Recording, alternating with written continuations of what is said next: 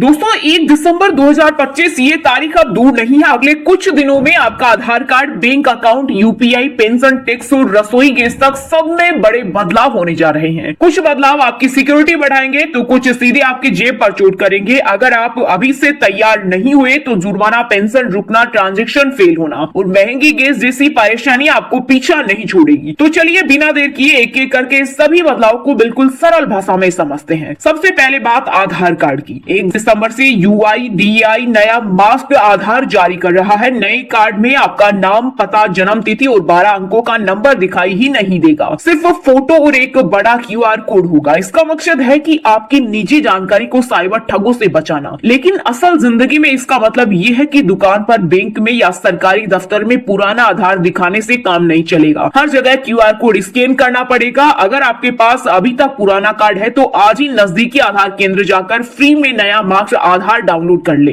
नहीं तो 1 दिसंबर के बाद लोन सब्सिडी, सिम कार्ड या कोई भी KYC रुक सकता है। दूसरा, UPI में नया नियम। अब Netflix, Spotify, phone bill, loan, EMI सबकी ऑटो पेमेंट सिर्फ एक ही UPI ऐप से होगी। NPCI ने साफ कहा है कि एक से ज्यादा ऐप में मैंडेट रखने की छूट खत्म। साथ ही अब हर ऑटो पेमेंट के लिए फेस रिकॉग्निशन या फिंगरप्रिंट जरूरी होगा। अच्छी बात यह है कि फ्रॉड बहुत कम होंगे। बुरी बात यह है कि अगर आपने अभी तक अपना UPI ID एक ही ऐप में कंसोलिडेट नहीं किया है तो 1 दिसंबर से कई पेमेंट फेल हो जाएंगी। अभी गूगल पे, फोन पे, पेटीएम, जहां भी आपके मैंडेट हैं सबको एक ही ऐप में ट्रांसफर कर लें। तीसरा, SBI M सर्विस बंद। अगर आप स्टेट बैंक के ग्राहक हैं और मोबाइल नंबर से सीधे पैसे भेजते हैं तो ये सुविधा 30 नवंबर की रात 12 बजे से बंद हो रही है। अब पैसा भेजना है तो योनो 2.0 ऐप डाउनलोड करना पड़ेगा और पहले बेनिफिशियरी रजिस्टर करना होगा। छोटे व्यापारी और ग्रामीण इलाकों के लोग सबसे ज्यादा परेशान होंगे, तो तैयार रहे वरना 1 दिसंबर को अचानक पेमेंट रुक जाएगा। अगला, सरकारी कर्मचारियों के लिए आखिरी मौका, UPS या NPS। दोस्तों, केंद्र और कई राज्य सरकार के कर्मचारियों के लिए 30 नवंबर आखिरी तारीख।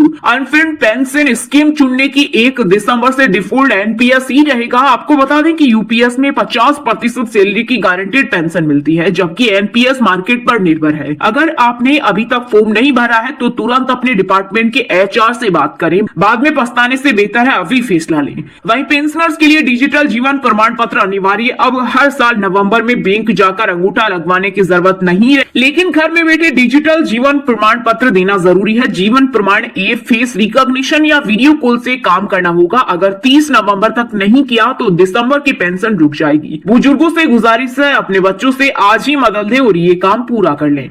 वहीं टैक्स वाले भी सावधान। अगर आपने प्रॉपर्टी बेची है, किराया दिया है या इनकम टैक्स रिटर्न में ट्रांसफर प्राइसिंग रिपोर्ट चाहिए तो 30 नवंबर तक TDS स्टेटमेंट, फॉर्म 3 CEB और बाकी जरूरी फॉर्म जमा कर दें, क्योंकि 1 दिसंबर के बाद देरी पर भी 10,000 रुपए से 1 लाख तक का जुर्माना लगेगा। इसके अलावा हर महीने की 1 दिसंबर को घरेलू और कमर्शियल गैस की नई कीमतें आएंगी। अंतर्राष्ट्रीय क्रूड ऑयल अभी $78 से $80 के आसपास। अगर ऐसा ही रहा तो घरेलू सिलेंडर में 15 से 30 रुपए का इजाफा संभव है। कमर्शियल सिलेंडर तो 100 रुपए से 150 रुपए तक महंगा हो सकता है। साथ ही 1 दिसंबर से बिना KYC वाले फास्टैग ब्लैकलिस्ट हो जाएंगे। अगर आपने अभी तक अपना मोबाइल नंबर, पिन या आधार फास्टैग से लिंक नहीं किया है तो हाईवे पर दोगुना टोल देना पड़ेगा। ऐसे में सलाह है कि आज ही अपने बैंक या पेटीएम से KYC पूरा कर ले। तो दोस्तों, ये थे 1 दिसंबर 2025 से लागू होने वाले वो बड़े बदलाव जो आपकी जिंदगी को सीधे प्रभावित करेंगे।